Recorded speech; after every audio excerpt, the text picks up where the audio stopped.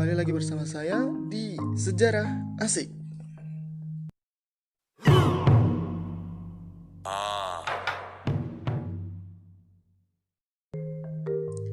Kalau minggu lalu kita sudah berbicara tentang sejarah dan juga pengertiannya, di kali ini kita memasuki bab 2 tentang kajian ilmu sejarah.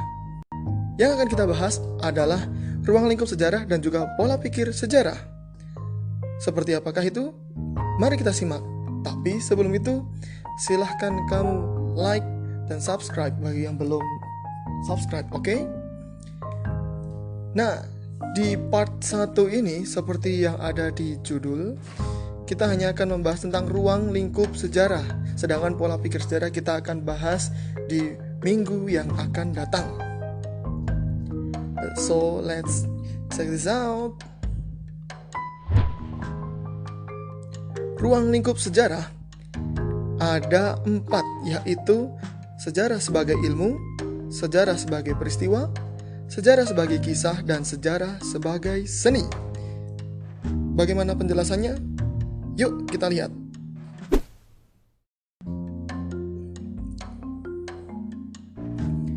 Sejarah sebagai ilmu, kita awali dari pengertian sejarah. Kalau kita kemarin sudah belajar tentang sejarah dan juga pengertiannya, ini lebih lengkap lagi.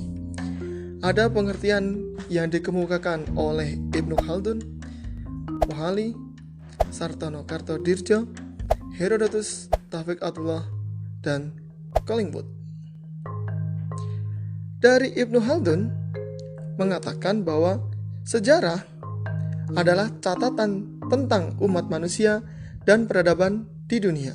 Sedangkan Herodotus mengatakan kalau sejarah tidak berkembang ke arah depan dengan tujuan pasti, tetapi bergerak seperti garis lingkaran.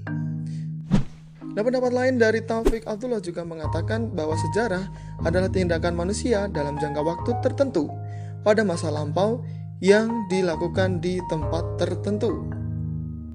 Sedangkan Profesor Sartono Kartodirjo mengatakan kalau sejarah dalam arti objektif merupakan kejadian atau peristiwa yang dapat ditunjukkan dengan bukti-bukti yang memiliki kebenaran objektif. Sedangkan Muhammad Ali mengatakan kalau ilmu yang menyelidiki perubahan-perubahan kejadian dan peristiwa nyata itu disebut dengan ilmu sejarah.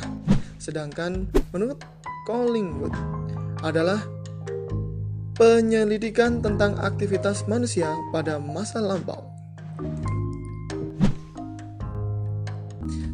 Jadi demikianlah pernyataan dari beberapa para ahli. Kalau kamu masih kurang puas, silakan kamu boleh sekali untuk cari di internet, atau kamu boleh buka buku paket yang sudah kamu dapatkan kalau kamu punya. Oke? Next. Lalu bagaimana sih ciri-ciri sejarah itu sebagai ilmu? Nah, menurut Kunto Wijoyo, Profesor Dr. Kunto Wijoyo, dalam bukunya Pengantar Ilmu Sejarah, sejarah itu bersifat empiris, mempunyai objek, mempunyai teori, mempunyai generalisasi, dan mempunyai metode. Sejarah sebagai ilmu memiliki kegunaannya sendiri, baik secara intrinsik maupun ekstrinsik. Kalau secara intrinsik, sejarah itu sebagai ilmu memiliki pernyataan pendapat, dan juga sejarah sebagai cara mengetahui masa lampau, serta sejarah sebagai profesi. Secara ekstrinsik, sejarah sebagai pendidikan moral, pendidikan penalaran, pendidikan politik, pendidikan kebijakan, pendidikan perubahan, dan pendidikan masa depan. Jadi bagi kamu yang mengatakan bahwa sejarah itu hanya mempelajari masa lalu, memang benar. Tapi sejarah juga bisa dipelajari untuk kegiatan yang akan datang. Jadi kita bisa memprediksi kegiatan yang masa depan itu seperti apa dari sejarah. Makanya kita bangun hari ini untuk hari esok yang lebih baik lagi. Oke, setuju guys? Next, fungsi sejarah sebagai ilmu itu menurut sejarawan Nugroho Susanto sebagai berikut. Ada fungsi rekreatif, fungsi inspiratif, dan juga fungsi instruktif. Fungsi rekreatif itu artinya adalah situs sejarah dapat menjadi sebuah sarana rekreasi. Jadi kalau kamu berkunjung ke Borobudur, itu kan namanya tempat bersejarah. Nah, tapi juga kamu bisa di sana kan bisa berekreasi. Nah, itu disebut dengan fungsi rekreatif. Selain mengunjungi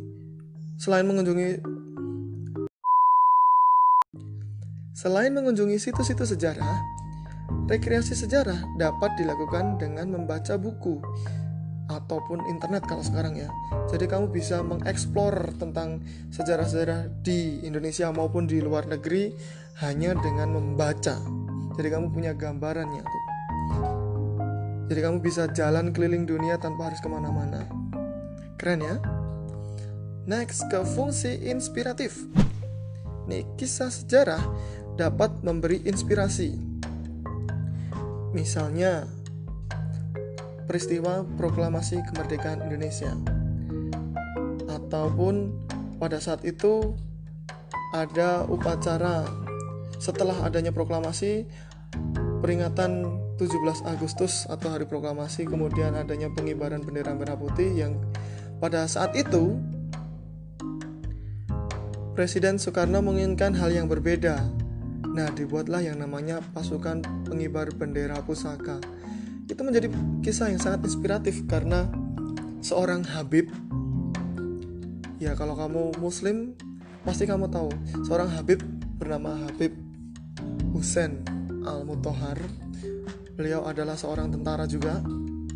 Sebagai tangan kanan kepercayaannya Bapak Presiden Soekarno, beliau membuat sebuah pasukan khusus pengibar bendera pusaka yang pada akhirnya dengan formasi 17845 sebagai simbolis hari lahir atau hari merdeka Indonesia. Keren ya? Kemudian sejarah juga berperan dalam memperkuat identitas bangsa dan mendorong dedikasi sebuah bangsa untuk berjuang. Jadi setelah ada kejadian X yang tidak baik di suatu daerah atau di suatu negara, itu akan dipelajari dan akan dikenang terus sehingga mereka mau berjuang. Seperti yang dilakukan oleh Jepang, yang mereka ingat hanya pada saat itu di sejarahnya selalu ditekankan bahwasanya perang itu tidak baik. Seperti contohnya mereka pernah dibom pada saat itu Nagasaki dan juga Hiroshima. Mereka dibom oleh Amerika, kemudian itu menyebabkan luka yang sangat mendalam, yang sangat tragis, dan mereka harus bangkit dan memperbaiki diri agar bisa maju dan lebih baik lagi ke depannya. Tapi mereka tidak pernah mempelajari atau tidak pernah menanamkan kepada masyarakat Jepang sendiri bahwasanya mereka pernah menjajah, mereka pernah membunuh banyak orang, mereka pernah membantai dan lain sebagainya. Mereka tidak pernah ada seperti itu. Tidak terlalu didalami. Next, lanjut ke fungsi instruktif. Fungsi instruktif berkaitan dengan kegiatan pembelajaran. Sejarah dapat digunakan sebagai penunjang dalam menjelaskan mata pembelajaran lainnya. Nah, misalkan, apakah kamu tahu kalau ada pelajaran matematika, ada banyak materi yang dipelajari di sana. Salah satunya adalah matriks. Kamu tahu nggak fungsinya matriks itu apa? Nggak tahu kan? Kamu cari tahu. Coba tanya gurumu deh. Matriks itu fungsinya untuk apa? Kenapa wajib dipelajari? Kenapa penting dipelajari? Itu dalam sejarah juga ada loh. Penasaran? Kamu boleh tanya sama gurumu. Atau kamu boleh searching juga. Baik, yang selanjutnya adalah sejarah sebagai peristiwa. Kalau tadi berbicara tentang sejarah sebagai ilmu, sekarang sejarah sebagai peristiwa. Nah, sejarah sebagai peristiwa itu ada beberapa syarat yang dipenuhi agar dikatakan sebagai peristiwa. Yang satu harus objektif, yang kedua unik, dan yang ketiga penting. Sejarah dikatakan sebagai sebuah peristiwa manakala suatu peristiwa didukung oleh fakta sejarah yang dapat menunjukkan peristiwa tersebut benar-benar terjadi dan bukan rekayasa atau imajinasi semata. Jadi kalau kamu membaca ada sejarah yang ternyata terlalu mengada-ada, kalau istilah sekarang itu hoax, kamu jangan langsung percaya. Seperti kamu nanti akan mempelajari di kelas 12 itu ada sejarah kontroversi. Banyak sekali nanti ada kontroversi apa-apa. Yang kedua adalah unik. Tidak ada peristiwa lain yang sama dengan peristiwa yang terjadi pada masa itu. Jadi misalkan saya lahir nih, gak mungkin dong saya lahir 2 kali gitu kan ya. Kalau dalam konsep kehidupan kan gak mungkin saya lahir 2 kali di dunia gitu kan. Itu menjadi penting bagi saya dan unik karena proses kelahiran saya yang pada saat itu siang hari, kemudian panas, saya waktu itu tidak mau nangis, malah jadi curhat. Yang ketiga adalah penting. Nah, setiap peristiwa memiliki arti penting dalam perkembangan ilmu pengetahuan serta kehidupan berbangsa dan bermasyarakat. Fakta-fakta sejarah mengandung pelajaran tertentu bagi kehidupan manusia. Kita ambil contoh nih, peristiwa yang sangat penting pada saat ini adalah virus corona. Adanya virus corona ini akan dicatat oleh seluruh dunia bahwasanya virus mematikan yang merubah seluruh komponen elemen kehidupan yang nantinya di masa yang akan datang kemungkinan akan menjadi sebuah pembelajaran di bidang kesehatan terutama. Yang lain mungkin ada bidang antropologi, seni, teknologi nanti juga akan berpengaruh ke sana. Kita lihat saja nanti 5-10 tahun yang akan datang. Nah, ciri-ciri sejarah sebagai peristiwa apa sih? Nih, sejarah sebagai peristiwa ada 3 ciri-cirinya. Yang pertama adalah peristiwa sejarah merupakan suatu peristiwa yang abadi. Karena peristiwa tersebut tidak akan berubah-ubah dan tidak akan pernah terulang lagi dan dikenang sepanjang masa. Yang kedua, peristiwa sejarah merupakan peristiwa yang unik karena hanya terjadi sekali seumur hidup.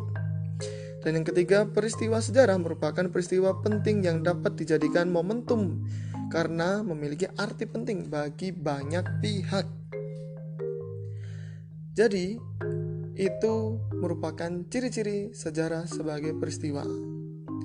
Nah, kalau tadi berbicara tentang sejarah sebagai ilmu, sejarah sebagai peristiwa, nah yang ketiga adalah dari ruang lingkup sejarah adalah sejarah sebagai kisah. Apa itu sebenarnya? Kenapa sejarah bisa dijadikan sebagai kisah? Nih, rekaman peristiwa masa lalu yang dapat dibaca dan dilihat secara berulang-ulang itu disebut sejarah sebagai kisah. Seperti halnya yang saya ambil contoh yang pasti momentum kemerdekaan lah pasti. Setiap tahun kita memperingati adanya 17 Agustus, hari kemerdekaan atau hari proklamasi kita untuk memerdekakan diri. Hal tersebut yang namanya teks proklamasi selalu dibaca setiap tahun. Ini menunjukkan bahwasannya sejarah juga bisa dijadikan sebuah kisah. Kisah bagaimana caranya Indonesia bisa merdeka, kisah perjuangan para pahlawan, kisah di mana hak asasi manusia didirikan, dan kisah merebut kemerdekaan, serta kisah memperjuangkan tanah Indonesia. Ada banyak kok contoh sejarah sebagai kisah. Buku-bukunya banyak, ada sejarah Asia Tenggara, kemudian sejarah Indonesia modern, dan lain sebagainya. Nah, sejarah sebagai kisah memiliki beberapa jenis sejarah sebagai kisah menurut subjeknya. Yang pertama adalah old history. Sejarah lama mengutamakan unsur kejadian, peristiwa, kisah, serta urutan kejadian. Sedangkan new history lebih berorientasi pada masalah, bukan pada peristiwa dan urutan kejadian. Jadi bedanya adalah kalau sejarah yang lama itu ada urutannya itu jelas. Tapi kalau yang sejarah yang baru itu berfokus pada masalahnya, kausalitas, kenapa bisa seperti ini, kenapa bisa seperti itu, dampaknya apa dan sebagainya. Nah, beberapa tema kajian sejarah sebagai kisah ada sejarah politik, sosial, ekonomi, pemikiran, kebudayaan, kota, dan lisan. Oh ya, juga ada sejarah sebagai sejarah seni juga ada kok. Nah, kalau yang sekarang, yang selanjutnya dari pembahasan ruang lingkup sejarah ini ada sejarah sebagai seni. Ada positif dan negatifnya nih kalau kita berbicara tentang sejarah sebagai seni. Positifnya adalah unsur seni dalam sejarah itu diperlukan untuk memperindah penulisan dan mempermudah pembaca memahami proses rekonstruksi. Jadi kalau kita membaca sebuah buku sejarah itu kita akan terbawa ke keadaan di masa itu. Misal buku tentang sejarah G30S, pasti kita akan terbawa ke sana bagaimana suasana pada saat itu digambarkan. Atau kita juga bisa membaca tentang masa praaksara, walaupun kita hanya bisa melihat bukti-buktinya hanya tulang-tulang, tapi kita seolah-olah digambarkan dibawa ke masa lalu untuk oh iya ya, seperti ini ya dalam kehidupan masa praaksara. Mungkin belum ada bahasa, belum tahu kita caranya berkomunikasi seperti apa, apakah suaranya merdu atau suaranya hubah-hubah, kita juga masih belum tahu. Nah, secara umum sejarah sebagai seni memiliki kekuatan yaitu dalam karakterisasi dan struktur atau alur penulisan. Jadi, kalau kita tidak memiliki seni dalam penulisan sejarah, kita tidak bisa berimajinasi mereka ulang adegan. Kita tidak bisa menyajikan sejarah secara baik. Jadi setiap penulisan sejarah, setiap peristiwa memiliki karakternya sendiri-sendiri. Ketika kita berbicara tentang sejarah A, maka kita akan dibawa seolah-olah ke peristiwa A, sejarah B ke peristiwa B, dan lain seterusnya.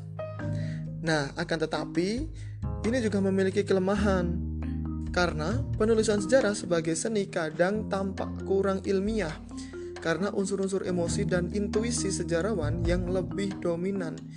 Jadi seakan-akan setelah mengalami atau melalui beberapa proses ilmiah, ada penelitian dan lain sebagainya, ketika menulis sejarah, ketika menulis ulang peristiwa tersebut, terkadang kita sedikit lebay. Sama seperti kamu ketika membuat caption yang mana misal kamu pergi ke pantai, kemudian kamu membuat caption yang sangat menarik tapi sedikit alay gitu ya, waktu itu hujan lebat padahal enggak gitu, dan lain sebagainya.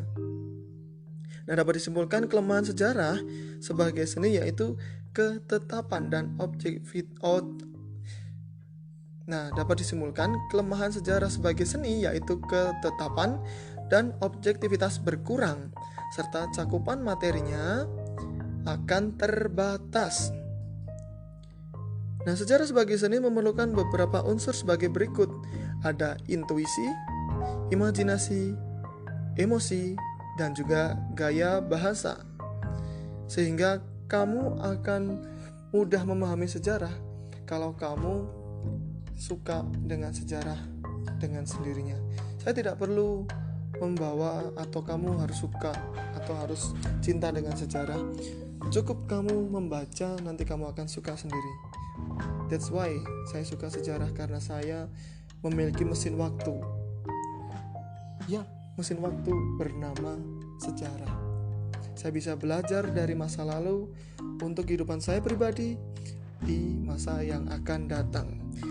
Terima kasih. Bagi kamu yang suka video ini, silahkan like, share.